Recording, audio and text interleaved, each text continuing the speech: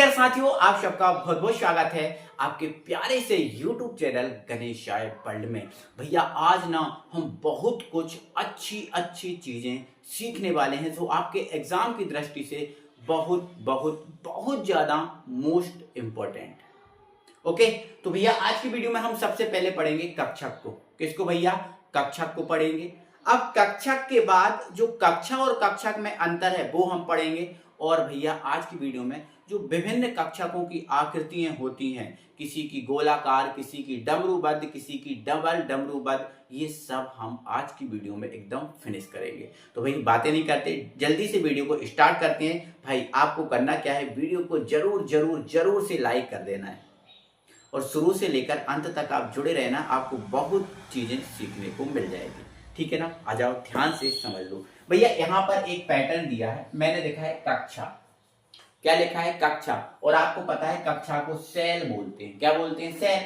और कक्षा को सेल बोलते हैं। और कक्षाएं कितनी होती हैं? 7। कितनी? 7। कक्षा के अंदर उपकोष होता है। कक्षा के अंदर क्या होता है भैया? उपकोष होता है। अच्छा सर, उपकोष क्या होता है? कक्षा तो देखो आपको पता है, नाभिक के चारों ओर का वह वृत्ताकार मार्ग जहां इलेक्ट्रॉन चक्कर लगाते हैं उसे हम कक्षा बोलते हैं। अब उपकोष क्या है? तो भैया देखो, जैसे मान के चलो ये पहली कक्षा है, ये दूसरी कक्षा है ना? ऐसे फिर तीसरी, चौथी, पांचवी, छठवीं, सातवीं ऐसी कक्षाएं होती जाएंगी। तो भैया मान के चलो इलेक्ट्रॉन इधर है, अगर इलेक्ट्रॉन को ऊर्जा दी जाए तो देखो उसमें हमने नील्स बोर के परमाणु मॉडल में पढ़ा था कि अगर इलेक्ट्रॉन को ऊर्जा दी जाए तो वो एक कक्षा से दूसरी कक्षा में चला जाता है। तो भैया एक कक्षा से दूसरी कक्षा में जो जाने का जो मार्ग है वो आपका क्या कहलाता है? उपकोष कहलाता है। एक कक्षा से दूसरी कक्षा में जाने का जो मार्ग है वो क्या कहलाता है? उपकोष कहलाता है। तो ध्यान रखना, कक्षाएं कितनी है? 7। और उपकोष की संख्या, सबसेल की संख्या कितनी है? 4। और उपकोष के अंदर होता है कक्षक। अब उपकोष की संख्या 4 है तो एस उपकोष, पी उपकोष, डी उपकोष, एफ उपकोष, ये 4 उपकोष होते हैं। और उपकोष के अंदर कौन होता है? कक्षक। उपकोष के अंदर कौन होता है? कक्षक। कक्षक किसके अंदर होता है? उपकोष के अंदर होता है। ये बात समझ गए? कक्षक किसके अंदर? उपकोष के अंदर।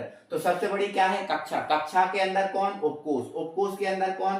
कक्षक। और जो कक्षक है उसमें इलेक्ट्रॉन होता है। कक्षक में क्या होता है भैया? इलेक्ट्रॉन। तो एस उपकोष में देखो एक कक्षक होता है, पी में कितने कक्षक होते हैं? 3, डी में कितने कक्षक होते हैं? 5 और एफ में कितने कक्षक होते हैं? 7। अभी हमने कक्षकों को ऐसे डब्बे के रूप में बना दिया। मान के चलो एस में एक कक्षक है तो एक डब्बा होता है, और इसमें 3 कक्षक है मतलब 3 डब्बा होते हैं, इसमें 5 कक्षक है मतलब 5 डब्बा, और इसमें 7 कक्षक मतलब 7 डब्बा। सबके अलग अलग नाम होते हैं। जैसे एस कक्षक का नाम एक ही ऐसी होता है क्योंकि आपका ये एक ही कक्षक है, ऐसी। अब जो P है इसके 3 कक्षक होते हैं, तो पहले का नाम PX, दूसरे का नाम PY, तीसरे का नाम PZ। फिर इसमें 5 कक्षक होते हैं, तो पहले का नाम DXY, फिर DYZ, फिर DZX, फिर DX² माइनस Y² और फिर D है Z²। ये इनके नाम है। और F कक्षक जो है इसमें 7 कक्षक होते हैं, इनका कोई विशेष नामकरण नहीं हुआ है। अभी नामकरण निश्चित नहीं, फाइनल नहीं है, तो इसका नामकरण इसका नहीं हुआ। बट देखो आगे ऑप्शन, बेटा जो एक कक्षक है इसमें केवल 2 इलेक्ट्रॉन होते हैं। वो 2 इलेक्ट्रॉन कैसे भराते हैं? ऐसे, एक होता है ऊपर की ओर मुंह करके और एक होता है नीचे की ओर मुंह करके। एक कक्षक में 2 ही इलेक्ट्रॉन होते हैं। तो अब इसमें कितने कक्षक हैं? 3। तो इसमें कितने इलेक्ट्रॉन होंगे? एक में 2, फिर 4 और 2 6, मतलब एक ऊपर की ओर, एक नीचे की ओर, एक ऊपर, एक नीचे, एक ऊपर, एक नीचे, ऐसे इलेक्ट्रॉन। तो टोटल कितने इलेक्ट्रॉन होगा भैया? 6। इसमें 2 इलेक्ट्रॉन, इसमें 6 इलेक्ट्रॉन। और डी में कितने होंगे? तो डी में कितने होंगे? 5 कक्षक हैं तो 10 इलेक्ट्रॉन। अब इसमें 7 कक्षक हैं तो कितने इलेक्ट्रॉन? 14 इलेक्ट्रॉन। तो ये ओवरव्यू आप समझ गए। बट कक्षक देखो, कक्षा हम पढ़ चुके, उपकोष हमने आपको पढ़ा दिया। उपकोष क्या है? एक कक्षा से दूसरी कक्षा में जाने का मार्ग उपकोष है। कक्षा नाभिक के चारों ओर का वृत्ताकार मार्ग है जहां इलेक्ट्रॉन चक्कर लगाते हैं। ठीक है। अब कक्षक क्या है? तो वो कक्षक सुनो, तो भैया नाभिक के चारों ओर का वह क्षेत्र जहां इलेक्ट्रॉन पाए जाने की संभावना अधिकतम होती है उसे कक्षक कहते हैं। देखो आपको पता है इलेक्ट्रॉन कक्षा में चक्कर लगाता है। इलेक्ट्रॉन कहां चक्कर लगाता है? कक्षा में चक्कर लगाता है। इलेक्ट्रॉन कक्षा में चक्कर लगाता है, लेकिन कक्षा में देखा जाए तो उपकोष, और उपकोष में क्या होता है, कक्षक, और कक्षक में इलेक्ट्रॉन होता है। वास्तविकता तो यह है कि इलेक्ट्रॉन कक्षा में चक्कर नहीं लगाता, वास्तव में इलेक्ट्रॉन कक्षक में होता है। कक्षा में कहाँ है इलेक्ट्रॉन, कक्षा में तो उपकोष है, उपकोष में कक्षक, और कक्षक में कौन है, इलेक्ट्रॉन। तो वास्तव में क्या होता है, वास्तव में क्या होता है, इलेक्ट्रॉन कक्षक में होता है। तो कक्षाएं क्या है, ये हैं कक्षाएं, कक्षाएं क्या है ये, और कक्षा के अंदर उपकोष, उपकोष के अंदर कक्षक। तो कक्षक कहाँ है, तो नाभिक के चारों ओर जो वृत्ताकार मार्ग है, ये जो आपको नाभिक के चारों ओर जो क्षेत्र दिख रहा है, ये वाला जो आपको दिख रहा है ना, ब्लैंक ब्लैंक दिख रहा है ना, ये ब्लैंक ब्लैंक क्षेत्र, ये जो क्षेत्र है इलेक्ट्रॉन इसी में होगा। अब इलेक्ट्रॉन इसमें कहां होगा, यहां है, यहां है, यहां है, यहां है, कहां है इलेक्ट्रॉन, ये कोई निश्चित नहीं है, क्योंकि इलेक्ट्रॉन लगातार क्या कर रहा है, गति कर रहा है, उसकी स्थिति निश्चित नहीं है। लेकिन ये जरूर है संभव कि इलेक्ट्रॉन होगा यहीं कहीं, होगा यहीं कहीं। जैसे इलेक्ट्रॉन दूसरी कक्षा में चक्कर लगा रहा है, तो दूसरी कक्षा इधर से लेकर इधर तक है, इधर से लेकर इधर तक है, तो इलेक्ट्रॉन यहीं कहीं होगा, यहीं कहीं होगा, उसकी स्थिति निश्चित नहीं है, होगा यहीं कहीं, लेकिन निश्चित है कि भाई होगा यहीं कहीं। तो नाभिक के चारों ओर का जो क्षेत्रफल है, जैसे मान के चलो ये क्षेत्रफल है या ये क्षेत्रफल है, ये नाभिक के चारों ओर का ही तो है। तो नाभिक के चारों ओर का वह क्षेत्रफल जहां इलेक्ट्रॉन पाए जाने की संभावना अधिकतम होती है। मतलब ये निश्चित है कि भाई अगर पहली कक्षा में इलेक्ट्रॉन है तो निश्चित है कि यहीं कहीं होगा, दूसरी कक्षा में है तो यहीं कहीं होगा। तो जहां इलेक्ट्रॉन के पाए जाने की संभावना बहुत ज्यादा है वो आपका कक्षक है, वो आपका क्या है, कक्षक। तो कक्षक किसमें होता है, कक्षक किसमें होता है, उपकोष में होता है। ठीक है, तो नाभिक के चारों ओर का वह क्षेत्रफल जहां इलेक्ट्रॉन पाए जाने की संभावना अधिकतम होती है उसे कक्षक कहते हैं। और ये पूरा का पूरा आपको दिख रहा है, ये पूरा का पूरा आपको दिख रहा है, ये कक्षक है। ये क्या है भैया, कक्षक है, या फिर ये क्या है, तो ये कक्षक है। क्या है भैया, ये कक्षक है। ठीक है ना, ये क्या है, कक्षक है। ठीक है, तो ये नाभिक के चारों ओर का ये पूरा क्षेत्रफल ये कक्षक कहलाता है, छोटा सा पार्ट नहीं कहलाता, ये पूरा का पूरा कक्षक कहलाता है। ठीक है, ये पूरा का पूरा क्या कहलाता है, कक्षक कहलाता है। क्लियर है, अब आगे बात करो। अब भैया जो कक्षक है ये तो खाली स्थान दिख रहा है, क्या दिख रहा है, खाली स्थान। इसलिए खाली स्थान तो त्रिविमीय होता है। जैसे रूम है पूरा खाली है तो ये खाली जगह होती है वो त्रिविमीय में आती है, क्योंकि खाली जगह में हमें कोई चीज पूरी दिखाई देती है ना, तो ये त्रिविमीय में आती है। तो कक्षक कैसा है भैया, त्रिविमीय है। कक्षक देखो आगे एक इंपॉर्टेंट पॉइंट लगा है, एक कक्षक में केवल 2 इलेक्ट्रॉन होते हैं। बिल्कुल भाई, एक कक्षक में केवल कितने इलेक्ट्रॉन होते हैं, 2। मैंने ऐसे ही तो भरे, 2 इलेक्ट्रॉन होते हैं। आगे कक्षक जो है ना तरंग सिद्धांत के आधार पर खोजा गया। कक्षक किसी वैज्ञानिक ने नहीं खोजा, किसी तरंग सिद्धांत के आधार पर खोजा गया। कक्षक किसके आधार पर खोजा गया, तरंग सिद्धांत के आधार पर खोजा गया। तो ये तो कक्षक हो गया। अब भैया ये लाल लाल डाल जो आपने रेड रेड किया है सर, ये क्या है, तो भैया ये वो क्षेत्र है जहां इलेक्ट्रॉन पाए जाने की संभावना शून्य होती है। मतलब इलेक्ट्रॉन, ये नाभिक के चारों ओर का वह क्षेत्र है यहां इलेक्ट्रॉन नहीं होगा, क्योंकि ना तो यहाँ कक्षा है, ना उपकोष है, और ना क्या है, ये कक्षक है। तो ये इलेक्ट्रॉन के पाए जाने, ये इलेक्ट्रॉन का वह एरिया है जहां इलेक्ट्रॉन, सॉरी ये नाभिक के चारों ओर का वह एरिया है जहां इलेक्ट्रॉन नहीं होगा। मतलब इलेक्ट्रॉन के पाए जाने की संभावना यहाँ जो रेड रेड एरिया है, रेड अलर्ट है, यहाँ पर शून्य है।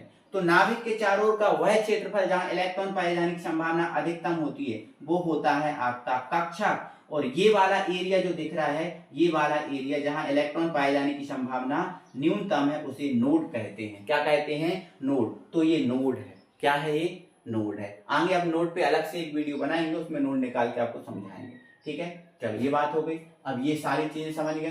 ठीक है, चलो अब आपको एक इंपॉर्टेंट क्वेश्चन बेटा मिल जाता है। देखो मुझे इसके बाद एस कक्षक, पी कक्षक, डी कक्षक, एफ, इनकी आकृति बताना। वास्तव में अगर बताऊं तो जो एस कक्षक है इसकी आकृति गोलीय होती है। कैसी होती है, गोलीय। इसकी आकृति होती है ना, वो होती है डमरूबद्ध, डमरूबद्ध होती है। और इसकी आकृति होती है भैया डबल डमरूबद्ध, डबल डमरूबद्ध होती है। ठीक है, और इसकी आकृति अभी तक थोड़ी निश्चित नहीं है, तो हम कह देते हैं इसकी आकृति क्या है, अनिश्चित। ये आकृतियां मुझे बतानी है, लेकिन मैं पहले कक्षा और कक्षक में अंतर बता दे रहा हूं जो महा इंपॉर्टेंट है, मतलब बहुत ज्यादा इंपॉर्टेंट है। तो ये बातें आप समझ गए। इन चीजों को मैं, सारी चीजों को यहां से बिल्कुल एकदम हटा दे रहा हूं। ठीक है ना, अब ये बातें याद रखना, ये बातें आपको बार बार काम आने वाली हैं, ठीक है। इन चीजों को मैं बता दे रहा हूं। यहाँ से दो चीजें समझ गए, नाभिक के चारों ओर का वह क्षेत्रफल जहां इलेक्ट्रॉन पाए जाने की संभावना अधिकतम वो कक्षा, और वह क्षेत्रफल जहां इलेक्ट्रॉन पाए जाने की संभावना शून्य उसे नोड कहते हैं। क्या कहते हैं? नोड कहते हैं, ठीक है। या फिर नोड को आप यही कंप्लीट कर लें, रहने दो, बाद में करेंगे, अलग से करेंगे। इसमें अलग अलग टाइप के नोड होती है, वो बाद में बताएंगे आपको, ठीक है। चलो इसको हटा दें। अब कक्षक और कक्षा में अंतर, कक्षक और कक्षा में अंतर, आ जाओ जल्दी से, अच्छे से समझ आ जाओ। यहाँ कक्षा और कक्षक में अंतर आपने पढ़ के रखा है, कोई परेशानी नहीं, कोई दिक्कत भी नहीं रहेगी बिल्कुल। नाभिक के चारों ओर का वह वृत्ताकार मार्ग जहां इलेक्ट्रॉन चक्कर लगाते हैं उसे कक्षक, ये पढ़ चुके हैं नील्स बोर के परमाणु सिद्धांत में। नाभिक के चारों ओर का वह क्षेत्र जहां इलेक्ट्रॉन पाए जाने की संभावना अधिकतम होती है उसे कक्षक, ये भी हम अब भी जस्ट पढ़ा। सभी कक्षाएं वृत्ताकार होती, सबकी जितनी भी कक्षाएं होती है सब वृत्त के जैसी होती हैं, और सभी कक्षक अलग अलग आकार की होती है। जैसे अभी बताया था हमने, एस गोलाकार, पी डमरूवत, है ना, और डी डबल डमरूवत, अलग अलग आकार के होते हैं, ठीक है। अब कक्षा द्विविमीय होती है। कक्षा कैसी होती है? द्विविमीय होती है, मतलब द्विविमीय एक सतह दिखती है, देखो मैंने अभी बनाई थी, एक गोलाकार तो बनी थी ऐसी, इस टाइप की नाभिक था ऐसा, ये गोलाकार तो बनी थी, लेकिन देखो एक सतह दिख रही थी। क्या दिख रही थी? ये सतह दिख रही थी। तो जिसमें एक सतह दिखती है वो द्विविमीय होता है, जिसमें एक लाइन दिखती है वो एक विमीय, और जो खाली स्थान है वो त्रिविमीय। तो कक्षा कैसा था? त्रिविमीय, क्योंकि वो खाली स्थान था एक, ठीक है। कक्षा में उपस्थित इलेक्ट्रॉन को 2n² से निकालते हैं, जहां n क्या है? कक्षा। अब यहाँ ध्यान से सुनना मेरी बात। अब मैंने क्या बोला? कक्षा में उपस्थित इलेक्ट्रॉन को 2n² से निकालते हैं। किससे निकालते हैं? 2n² से। अब देखो इधर, जैसे मान के चलो मैंने लिख दिया 2n², यहाँ n क्या है? कक्षा। अगर n बराबर 1 है तो n का मान इधर 1 रखो, तो 1 एकम 1, तो एक पहली कक्षा में कितने इलेक्ट्रॉन होंगे? तो अब n का मान अगर 2 रखेंगे, मतलब दूसरी कक्षा, तो n का मान इधर 2 रखो, 2 दूनी 4, दूनी 8, मतलब दूसरी कक्षा में कितने इलेक्ट्रॉन? 8। और n का मान अगर 3 रखें तो 3 तिरका कितना हो जाएगा? 9, और 9 दूनी 18, मतलब तीसरी कक्षा में कितने इलेक्ट्रॉन? 8। और n का मान अगर 4 रखो तो 4 चौके 16, दूनी 32, मतलब चौथी कक्षा में 32 इलेक्ट्रॉन। मतलब ऐसा मैंने कहा है कि जो कक्षा है उसमें उपस्थित इलेक्ट्रॉन को 2n² के सूत्र से निकालते हैं, जहां n क्या है? कक्षा। n बराबर 1 तो 2, n बराबर 2 तो 8, इसमें ही रखना है, तो इस सूत्र से हम निकाल लेंगे, ठीक है। ये आपको वैसे भी पता है, ठीक है। और एक कक्षक में अधिकतम 2 इलेक्ट्रॉन होते हैं, 2 इलेक्ट्रॉन से ज्यादा नहीं होते। मैंने कितने पॉइंट बताए? 4। आप 5वां पॉइंट भी लिख सकते हो। कैसा? कि कक्षा की अवधारणा नील्स बोर ने दी थी। कक्षा के बारे में किसने खोज की थी? नील्स बोर ने। किसने? नील्स बोर ने। और मैंने ये बताया अभी, ये तरंग सिद्धांत पर आधारित है, तो ऐसा लिख सकते हो 5वां पॉइंट, कक्षा की अवधारणा नील्स बोर ने दी थी और यह तरंग सिद्धांत पर आधारित है। आप लिख सकते हो, कोई परेशानी, कोई दिक्कत नहीं रहेगी आपको, ठीक है ना। तो कैसा लगा वीडियो? अच्छा लग रहा है ना वीडियो? तो बिल्कुल लाइक करो एक बार, है ना, जरूर से वीडियो को लाइक करो। अब भैया हम तुमको विभिन्न कक्षकों की आकृतियां भी बता दे रहे हैं, ठीक है ना। तो ये आप हटाएंगे और विभिन्न कक्षकों की आकृतियों को भी हम इसी में फिनिश कर देंगे, ताकि आपको बहुत लंबा वीडियो ना हो और सारी चीजें आप ध्यान से समझोगे। मैं यहाँ पर कक्षकों की आकृति को अच्छे तरीके से ड्रॉ कर रहा हूँ। देखो एस कक्षक के लिए बात करते हैं बेटा। देखो अगर इन कक्षकों की आकृति बनाना है तो थोड़ा सा आपको नॉलेज होना चाहिए क्वांटम संख्याओं के बारे में, लेकिन मैंने आपको क्वांटम संख्याएं यूट्यूब पर नहीं पढ़ाई हैं अभी तक तो देखो पढ़ाऊं तो मैं 4-5 बार पढ़ा दी है मैंने, इस साल नहीं पढ़ाई, इसके बाद ये टॉपिक स्टार्ट होगा, ठीक है। तो अभी थोड़ा सा याद रखो भैया, क्वांटम संख्याएं जो है ना, ये एल है, एक क्वांटम संख्या है जो उपकोष के बारे में जानकारी देती है, और एम है, ये भी क्वांटम संख्या है जो कक्षक के बारे में जानकारी देती है। किसके बारे में? कक्षक के बारे में। और एम का मान होता है भैया -L से +L तक, और एल यहाँ पर उपकोष के बारे में जानकारी देती है। अगर एस उपकोष है तो उसके लिए एल का मान 0, पी है तो 1, डी है तो 2, और एफ है तो 3। अभी ये थोड़ा सा नॉलेज आप यहाँ रख लो ध्यान, ठीक है।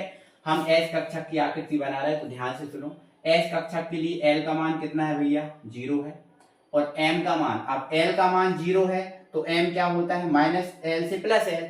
अब ये एल का मान 0 है तो एम क्या होगा? -0 से +0, और -0 से +0 मतलब 0 होता है।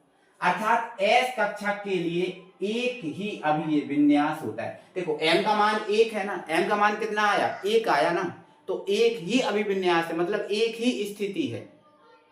अभिविन्यास मतलब एक ही स्थिति है, ऐसा बोल, अभिविन्यास मतलब स्थिति होता है, तो एक ही स्थिति है जो गोलाकार और सममित होती है। गोलाकार कैसी हो, गोलाकार मतलब गोल आकार की, और सममित मतलब सभी जगह समान, सभी जगह समान, गोलाकार और सभी जगह समान होती है। ठीक है, अब बेटा यहां ध्यान से समझो।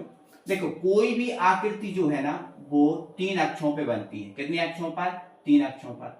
तो ये कौन सा अक्ष है, तो भैया आपको पता होगा ये आपका बाय अक्ष होता है, और ये वाला जो अक्ष है वो भैया आपका पता है कौन सा अक्ष है, एक्स अक्ष है। कौन सा अक्ष है, एस अक्ष। एक्स ये आपका बाय है और ये एक्स है। और एक और देखो 3 अक्ष होते हैं, एक्स वाई जेड, तो ये एक्स होता है क्षैतिज, और जो है ना बाय होता है ऊर्ध्वाधर, ये ऊर्ध्वाधर है, ये क्षैतिज, और जेड अक्ष होता है इन दोनों के लंबवत होता है, जिसको हम ऐसा बनाते हैं, ऐसा, समझ आया, जिसको हम थोड़ा ऐसा बनाते हैं। क्लियर है बात। तो ये आपका कौन सा है भैया, जेड अक्ष है। तो ध्यान रखना 3 अक्ष कैसे बनते हैं, एक्स क्षैतिज बनता है, वाई ऊर्ध्वाधर बनता है, और जेड इन दोनों के लंबवत बनता है। ठीक है ना।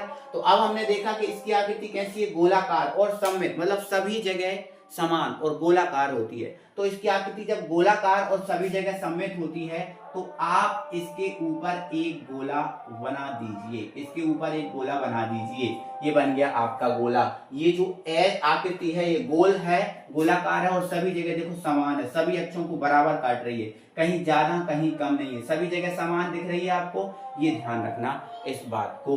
तो ध्यान रखना ये एस की क्या बन गई, आकृति गोलाकार है और सभी जगह कैसी है, समान। क्लियर है, आ जाओ पी पे बना दो। ठीक है, तो P के लिए L का मान कितना होता है, 1, तो P के लिए L का मान कितना है, 1, और M कितना होगा भाई, माइनस L से प्लस L। अब 1 है तो -1 से +1, अब -1 से +1 जाएंगे तो -1 आता है, फिर 0 आता है, और +1 जाता है, जाता है कि नहीं। तो -1 से +1 जाना है तो -1 के बाद 0 आएगा, फिर +1 आएगा। तो यहाँ कितने मान प्राप्त हुए, 3, अर्थात P कक्षा के लिए 3 अभिविन्यास अलग अलग होंगे। मतलब P कक्षा के लिए 3 अभिविन्यास तो हैं, लेकिन देखो तीनों अलग अलग है, -1 0 +1, तीनों कैसे हैं, अलग अलग है। ठीक है, तो ध्यान रखना P के लिए कितनी आकृति प्राप्त होंगी, 3, और तीनों अभिविन्यास अलग अलग हैं, अलग अलग हैं। ठीक है ये इंपॉर्टेंट बात है, P की आकृति डमरूबद्ध होती है। कैसी होती है, डमरूबद्ध होती है। आ जाओ थोड़ा सा ध्यान से हम समझ लेते हैं। देखो अक्ष कितने होते हैं, तो भैया अक्ष तो 3 होते हैं। कितने होते हैं, 3 होते हैं।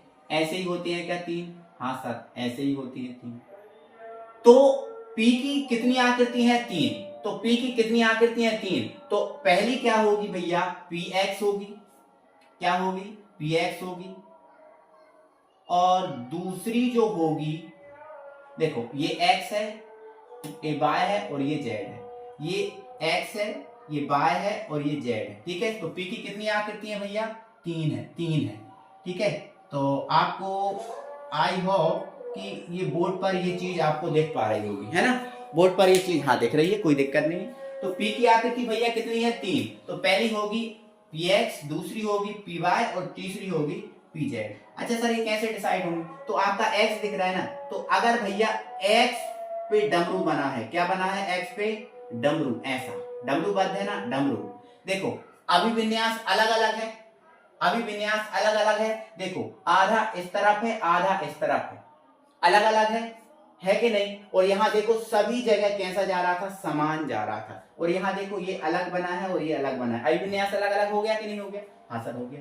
तो अगर x पर कोई आकृति बनी है तो वो px है, और ये क्या है py। तो अगर y पर, ओके ओके रुको रुको रुको रुको, y पर है ना, तो अगर y पर कोई आकृति बनी है तो वो भैया py है। और देखो अभिविन्यास अलग है, आधा ऊपर आधा नीचे, आधा इस तरफ आधा इस तरफ। देखो कैसे सर, देखो अब x है तो यहाँ x पॉजिटिव होता है और यहाँ x कैसा होता है, नेगेटिव। तो अलग अलग है ना, आधा पॉजिटिव आधा नेगेटिव, और इसमें सभी जगह देखो समान हो रहा था, कोई कम ज्यादा नहीं हो रहा था, जिधर इतना था उधर भी इतना ही है। ठीक है, इधर इधर इधर सब ठीक है। अब pz है तो आप z पे बना दो, किस पे बना दो भैया, z पे बना दो, तो z पे डमरू बना दो। ठीक है ना, तो आई होप आपको ये बात समझ आई होगी। तो तो ये पी जेड, तो पी एक्स पी वाई और ये पी जेड की क्या हो गई, आकृतियां हो गई। समझ आ गई ना, ठीक है। तो ये अपनी आकृतियां एस और पी कक्षक की हो गई हैं, ठीक है। अब हमारे पास क्या बचा, डी कक्षक। तो आ जाओ डी कक्षक की आकृतियां समझते हैं। अब हम डी की आकृतियां बनाते हैं, थोड़ा सा अच्छे से ध्यान से समझते हुए इन बातों को आपको देखना है, ठीक है ना भैया। इधर देखो, अच्छे से समझो भाई।